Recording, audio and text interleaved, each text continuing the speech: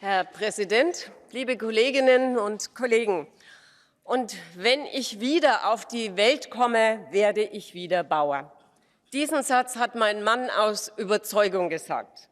Und diese positive Einstellung zu unseren Bauern muss auch unser Ziel in Europa sein, denn Nahrungsmittel fallen nicht vom Himmel. Gute Rohstoffe für unsere Lebensmittel zu erzeugen, ist oft harte, anspruchsvolle Arbeit. Zu Recht schreibt die EU-Kommission in ihrem Vorwort zur Farm-to-Fork-Strategie: Wir haben die besten, die sichersten Lebensmittel mit der höchsten Qualität im weltweiten Vergleich. Das war und ist unserer Politik zu verdanken. Ich sage, das ist aber vor allem unseren Bäuerinnen und Bauern zu verdanken, unseren Biolandwirten und unseren traditionellen Landwirten. Ohne Fleiß kein Preis, aber ohne Preis auch kein Fleiß. Unsere Landwirte brauchen verlässliche, politische und praxistaugliche Rahmenbedingungen. Sie freuen sich über Verbraucherinnen und Verbraucher, die es schätzen und auch sagen, dass sie dankbar sind für die große Vielfalt vom Bauernhof. Und es braucht verantwortungsvolle Medien, die nicht wegen einem schwarzen Schaf die ganze Land- und Ernährungswirtschaft unter Generalverdacht, sondern Best Practice in den Mittelpunkt stellen. Das sind Schlüsselpunkte, um Junglandwirte für die Zukunft zu begeistern. Sie wollen Innovation, sie brauchen Motivation. Und wir dürfen es nicht zulassen, dass immer mehr landwirtschaftliche Fläche in immer weniger Hände gelangt, dass am Ende multinationale Konzerne unsere Bauern nur noch als Angestellte begreifen. Ein breit gestreutes Eigentum ist ein Garant für gesellschaftliche Stabilität. Dafür braucht es Zugang zu Land. Wir haben unserem Bericht auch ein internationales Kapitel gewidmet. Ernährungssicherheit muss man global denken. Jeden Monat wächst unsere Welt um 9 Millionen Menschen. Das heißt, wie können wir auf immer weniger verfügbarer Fläche immer mehr Menschen in Zukunft und trotzdem nachhaltig ernähren? Wir wollen eine umfassende EU-Eiweiß- und Futtermittelstrategie. Wir müssen die Abhängigkeit von Importen verringern und gleichzeitig Synergien für erneuerbare Energien offensiv nutzen. Wer offen ist für Verbesserungen, der weiß, dass Präzisionslandwirtschaft mit Hilfe der Digitalisierung helfen kann, Pflanzen bedarfsgerecht und damit optimal mit Dünger und Pflanzenschutzmitteln zu versorgen. Der Zugang zu hochwertigem und vielfältigem Saatgut ist enorm wichtig. Das Saatgut der Zukunft muss widerstandsfähiger gegen Klimaveränderungen, neue Krankheitserreger, Schadorganismen, Dürre und Wassermangel sein. So sollten wir die Chancen neuer Züchtungsmethoden nutzen, aber ich sage ganz klar, keine Patente für biologisches Material. Die Patentrechte müssten eingegrenzt werden und die Sortenschutzrechte gerade für unsere kleinen Saatgutzüchter gestärkt werden. Wir setzen auf eine Landwirtschaft, die natürliche Ressourcen wie Wasser und Boden bewahrt und im Sinne der Bioökonomie nachwachsende Rohstoffe intelligent nutzt. Da ist aus meiner Sicht ganz viel Musik drin. Eine Lebensmittelversorgungskette, die den Primärerzeuger, den Landwirt in der Kette stärkt und unlautere Handelspraktiken und Lebensmittelspekulation aufgreift, ist essentiell. Neueste Erkenntnisse aus Forschung und Entwicklung sollen schneller, gezielter und regelmäßiger in die landwirtschaftlichen Betriebe kommen. Der gegenseitige Wissensaustausch ist essentiell. Grünland ist durch die Wurzelmasse im Boden ein lebender Humuskörper und Kohlenstoffspeicher, und gleichzeitig sind Wiesen und Weiden die artenreichsten Lebensräume, die wir haben, dank der Weidetierhaltung. Nur mit Rindern wird Grasland für Menschen in Zukunft nutzbar gemacht und erhalten.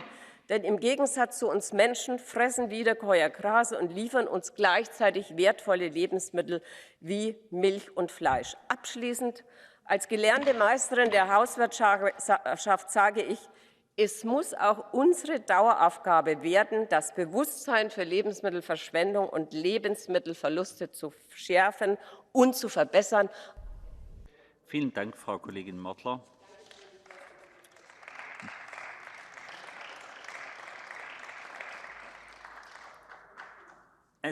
Frau Kollegin Hasekamp sehe ich nicht. Deshalb folgt Herr Kommissar Wojciechowski.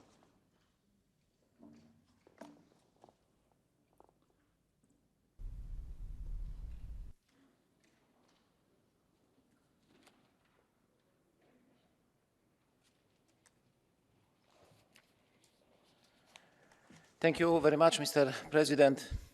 Honorable members, I am grateful to be able to address you today on your report on ensuring food security and long-term resilience of the European Union agriculture.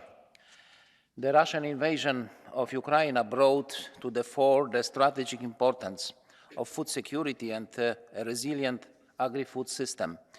The war continues to have disruptive effects on production costs, supply lines, and the price of food. I welcome the report prepared by the Agri Committee and the opinion-giving committees DEVE and ENVI. Congratulations for Rapporteur, Madam Mortler. In my speech, I will address a number of key points that touch on the most important challenges we face in terms of food security. First of all, the last 3 years have been a time of constant crisis, unprecedented for almost a century. A pandemic such as COVID-19 has not been in Europe since World War I, since the Spanish flu, 1918. And we have a criminal aggression against an independent state in Europe, first time in 80 years since the Second World War. We are therefore facing the biggest crisis in the history of the European Union. This crisis has also hit our agriculture very hard with increased production costs, and the destabilization of agricultural markets. We are grateful to our farmers and everybody in the food chain who have ensured food security in such huge crisis. We are all more grateful to farmers, given that they are suffering from the effects of the pandemic and the consequences of the war, in addition to an increasingly frequent and dramatic effects of the climate and biodiversity crisis. Once again, we have a severe drought in the European Union. We have suffered a tragic flood with fatalities and huge agricultural losses. For the first time in the history of the European Union, agriculture has found itself in such a serious and widespread crisis, yet it continues to ensure food security for us all.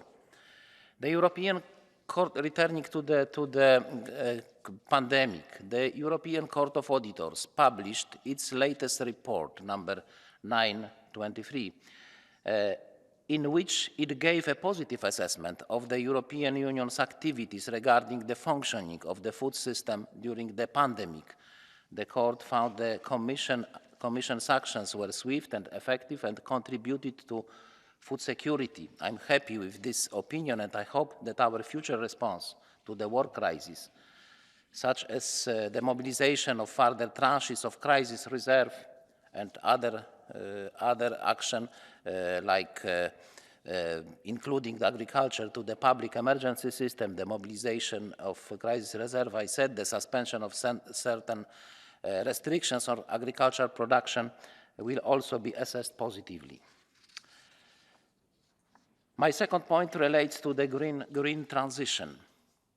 Sustainability is very important for food security, of course.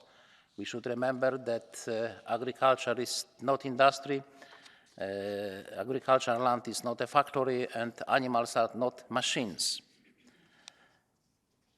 But in the implementation of this green transition and the implementation of the Green Deal in agriculture must be carried out with concern for food security. This is why the Commission conducted comprehensive impact assessment accompanying every single legal proposal. Let's remember that agriculture's primary task is to ensure the supply of food. Farmers are in front line of the impact of the climate and biodiversity crisis. This is why the green transition is also a transition towards strengthening food security. Climate, biodiversity, and food security must be part of the same approach. Honourable members, let me also recall that in this year, 2023, we started implementing the biggest reform of the Common Agricultural Policy. in 30 years. We have reached a very good political compromise on this report, on this reform. We agreed collectively that agriculture should be more environmentally, climate-friendly, and animal welfare-friendly. We also agreed that we want to achieve ambitious environmental, climate, and welfare objectives through incentives for farmers. We agreed on the scope of conditionality of the common agricultural policy and introduced a system of incentives in the form of eco-schemes in Pillar 1 and agri-environmental measures in Pillar 2 of the CAP. We have concluded a clear agreement with farmers. Farmers know what conditions must be met to participate in the CAP and what environmental and climate action they need to take in order to make greater use of CAP funds. It is important that we pursue our agreement on CAP and ensure its full implementation for benefit of farmers and their transition to sustainability. But we should remember also about the stability. I had a meeting with the Swedish farmers during the informal council meeting yesterday, and I asked the Swedish farmer what they wish from the European Union policy for their future. I heard the answer, stability. First of all, stability, stable policy for the future. We have a lot of requirements for the farmers in reformed common agricultural policy. We should not increase these requirements when farmers are facing the biggest crisis since the inception of the EU.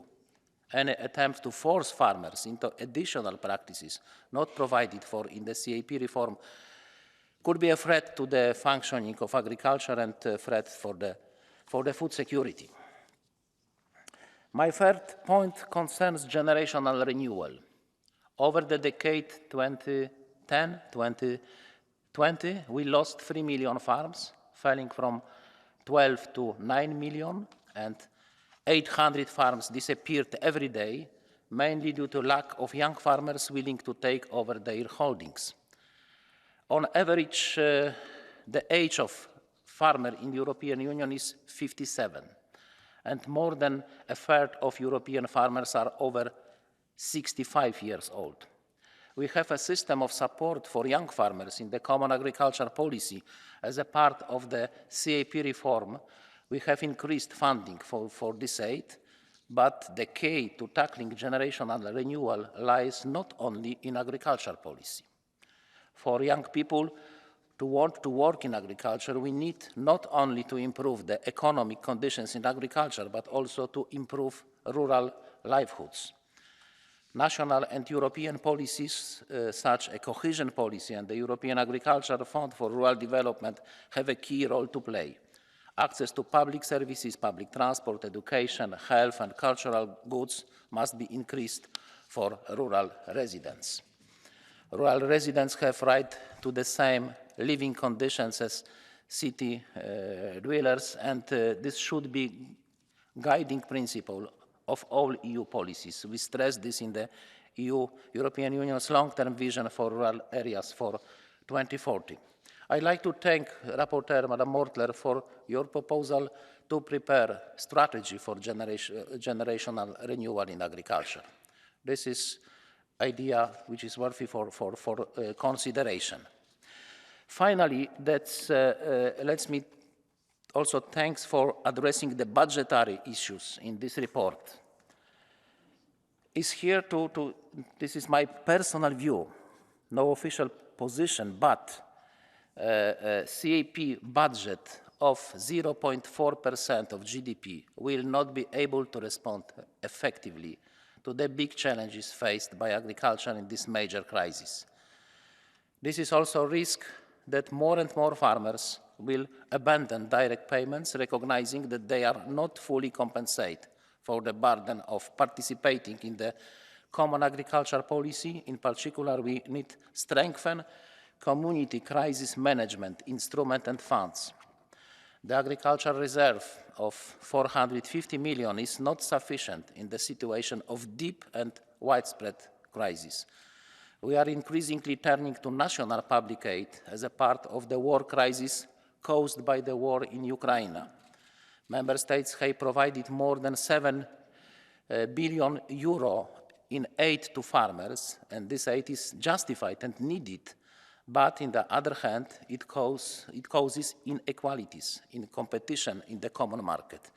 We have a common market, common agricultural policy, so crisis aid should be shared, but much more resources are needed for crisis management. Honourable members, thank you again for this debate, for the very good and much needed report. Madam Mortler, I will listen carefully your views on strengthening food security, not only for us, but also for future generations. Thank you. Vielen Dank, Herr Kommissar Wojciechowski. Es spricht nun Herr Kollege Bijou für 1 Minute. Monsieur le Président, Monsieur le Commissaire, d'ici la fin de mon intervention, une personne sera morte de faim. Quelque part en Afrique de l'Est, un homme, une femme, un enfant. C'est un drame absolu, c'est une urgence qui nous oblige collectivement à agir. Partout dans le monde, l'insécurité alimentaire est aggravée par la crise climatique. Elle pousse également à des conflits terribles et en réalité, personne est à l'abri. Et nous avons cette responsabilité collective de travailler ensemble, de travailler vite face au choc climatique et aux crises alimentaires. L'Europe doit être un partenaire fort de la construction de solutions locales qui sont parfois souvent aussi d'excellentes solutions globales. C'est un impératif pour gagner notre combat commun contre la faim. C'est aussi un véritable défi pour l'humanité et pour notre destin commun. Je vous remercie. Vielen Dank, Herr Kollege Bijou.